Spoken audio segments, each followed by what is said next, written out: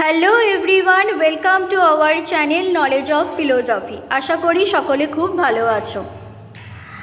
আজকে আমাদের আলোচনার বিষয় হলো একটা বাক্য থেকে কিভাবে সেটা বচনে রূপান্তরিত করব এবং তার গুণ ও পরিমাণ কিভাবে নির্ণয় করব। অলরেডি আমাদের চ্যানেলে বচনের 2টো ক্লাস আপলোড হয়ে গেছে। তোমরা এখনও পর্যন্ত যারা সেই ক্লাসগুলো দেখোনি তারা গিয়ে প্লিজ ক্লাসগুলো দেখো, তাহলে হয়তো তোমাদের আজকের ক্লাসটা বুঝতে আরও সুবিধে হবে। আর যারা দেখেছো তাদের কাছে তো পুরোটাই ক্লিয়ার হয়ে যাবে। আমাদের চ্যানেলে যদি কোনো নতুন সদস্য থেকে থাকো তাহলে অবশ্যই চ্যানেলটিকে কিন্তু সাবস্ক্রাইব করো। আর যদি আজকের ভিডিওটি ভালো লেগে থাকে তাহলে প্লিজ লাইক করো, কারণ তোমাদের একটা লাইক হয়তো আমাদেরকে অনেকটা উৎসাহিত করবে।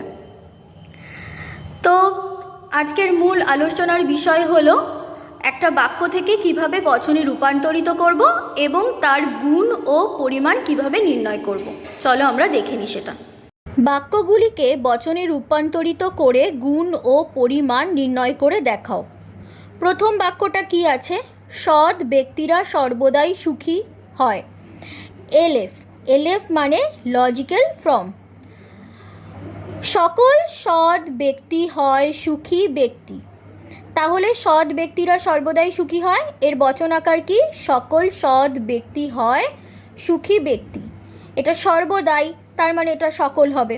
তাহলে সকল সৎ ব্যক্তি হয় সুখী ব্যক্তি, এটা এ বচনে রূপান্তরিত হয়েছে। এইবার আমরা দেখব এর গুণ আর পরিমাণটা কি।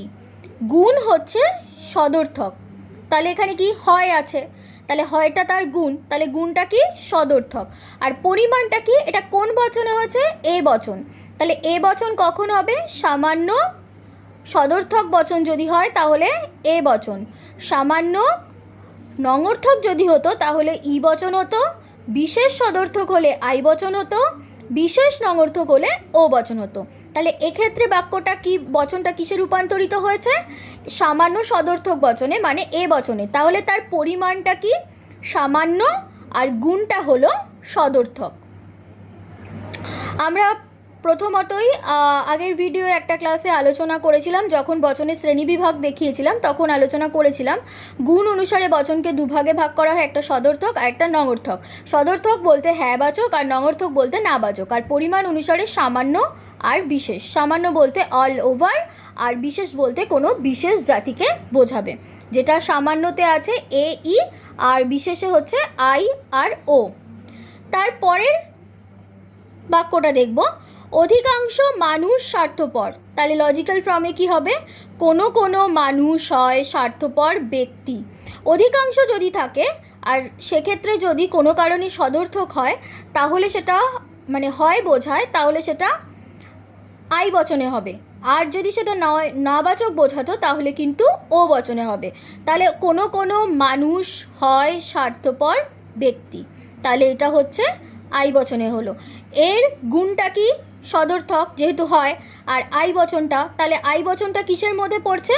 বিশেষের মধ্যে পড়ছে। তার পরিমাণটা হচ্ছে বিশেষ। তার পরের বাক্যটা হচ্ছে মানুষ পূর্ণ নয়। তার এই লজিক্যাল ফর্মটা কি? কোনো মানুষ নয় পূর্ণ জীব। এটা ই বচনে হয়েছে। আমি প্রথমেই বলেছি এ আর ই বচন হলে সেটা সামান্য বচন। তার এর পরিমাণটা কি?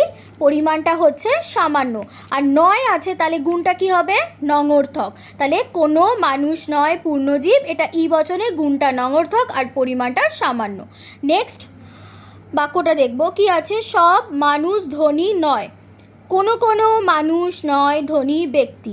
এক্ষেত্রে কি বলছে? সব মানুষ ধনী নয়। সব মানুষ কি ধনী নয়? কিছু কিছু মানুষ তো আছে যারা ধনী ব্যক্তি, তাই সেই অনুযায়ী এটা কোনো কোনো মানুষ নয় ধনী ব্যক্তি।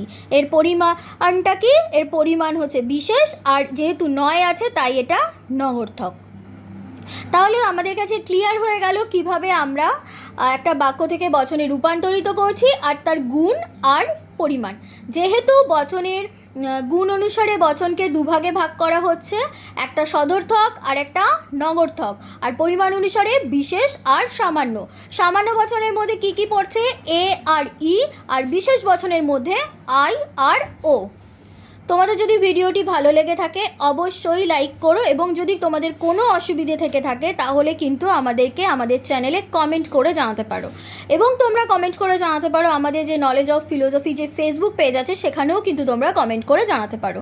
তোমাদের যদি কোনো অসুবিধে থাকে তাহলে আমরা সেটা চেষ্টা করব সলভ করার, অবশ্যই চেষ্টা করব। তোমাদের পাশে অল টাইম আমরা আছি। তোমরা এই ভিডিওগুলো দেখো, তোমাদের যদি ভালো লেগে থাকে অবশ্যই কিন্তু তোমরা লাইক করো। আজকের ক্লাস এইটুকুনি। Thank you so much.